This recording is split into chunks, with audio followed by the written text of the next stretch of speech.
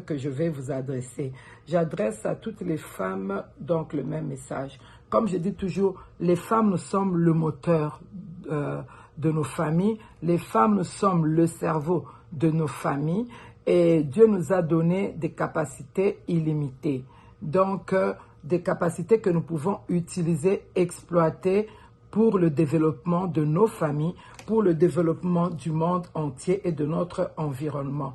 Que rien ne nous stoppe, que rien ne stoppe la femme, que rien n'arrête la femme. Nous devons exploiter nos capacités. Et avec ça, nous pourrons changer et transformer ce monde et aider surtout nos familles et notre entourage aussi. Et ce que je demande à la femme, chaque femme doit avoir en elle cette fierté d'être une femme battante et qui se bat pour son respect à travers le monde et à travers l'endroit où il se retrouve. Et je vais vous demander, si vous avez des rêves, ne vous limitez pas. Mettez en pratique vos rêves.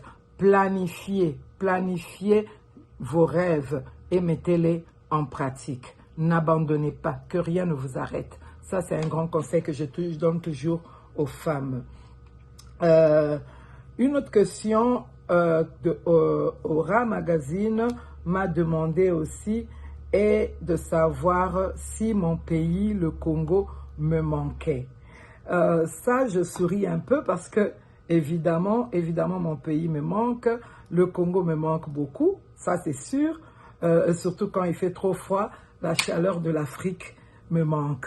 Bien sûr, la RDC me manque énormément. C'est pour ça que j'y retourne de temps en temps. C'est ainsi que je fais, j'aide les femmes de l'Afrique, j'aide les femmes de chez moi, afin qu'elles puissent se développer et surtout les femmes vulnérables, afin qu'elles ne se sentent pas rejetées et qu'elles voient qu'il y a des gens qui sont loin d'elles, mais qui pensent à elles et qui reviennent pour les secourir et les aider. La prochaine question de Aura Magazine est sur mon dernier événement que nous avons eu au Congo au cours du mois de la femme, le dernier événement de Capibash Mode et Capibash Fondation. Le dernier événement, je vais brosser un tout petit peu.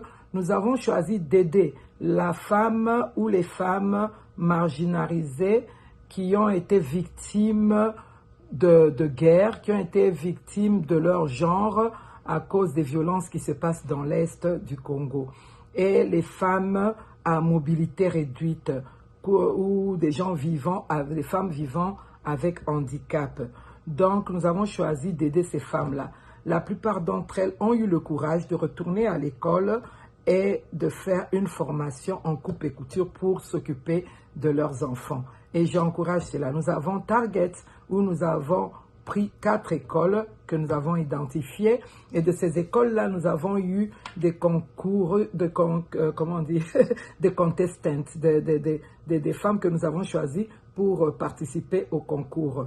De chaque école, nous avions eu 15 étudiants. On a passé aux éliminatoires. Nous avons récupéré les 5 dernières de chaque école, ce qui nous a donné un échantillon de 20 femmes.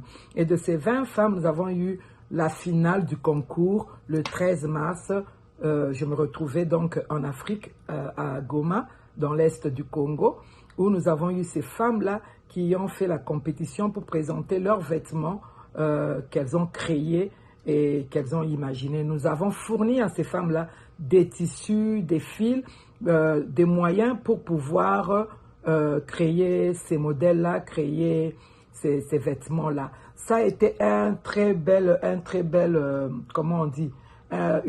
expérience de voir ces femmes-là défiler devant moi, handicapées ou avec mobilité réduite, marcher, les mettre sur le runway. Ça, c'était un rêve, un assignment. Comme je dis toujours, je me donne un rêve, mon devoir, mon assignment. J'ai vu ces femmes-là marcher devant moi. C'était un moment très fort, un moment que je ne peux pas expliquer par les mots, de les voir avancer sur le runway, présenter les vêtements et voir ces mannequins-là à mobilité réduite et après voir maintenant une albinos, parce que j'ai aussi des sœurs, des filles de mes tantes albinos, et j'ai vu cette fille qui se considère elle-même handicapée à cause de la couleur de sa peau. Elle est dans l'école des handicapés, parce que l'école est appelée l'école des handicapés là-bas. Cette fille a réclamé de marcher parce qu'elle se sent aussi handicapée. Donc, pour elle, c'était aussi un rêve. J'ai voulu lui offrir ce rêve-là, qu'elle défile, qu'elle présente les vêtements d'un de ses couturières. Et sa couturière, c'était une femme à mobilité réduite aussi, dans une chaise roulante. Donc, ça a été un moment fort de voir ces femmes défiler, ces femmes qui croyaient jamais qu'elles pourraient entrer, comme elles disent elles-mêmes, dans cet hôtel-là, parce que cet hôtel-là, c'est un hôtel 5 étoiles là-bas à Goma. Elles n'ont jamais imaginé qu'elles pouvaient entrer dans cet hôtel-là, et nous avons permis à ces femmes-là de venir à cet hôtel, présenter leurs vêtements, présenter leurs talents, et pour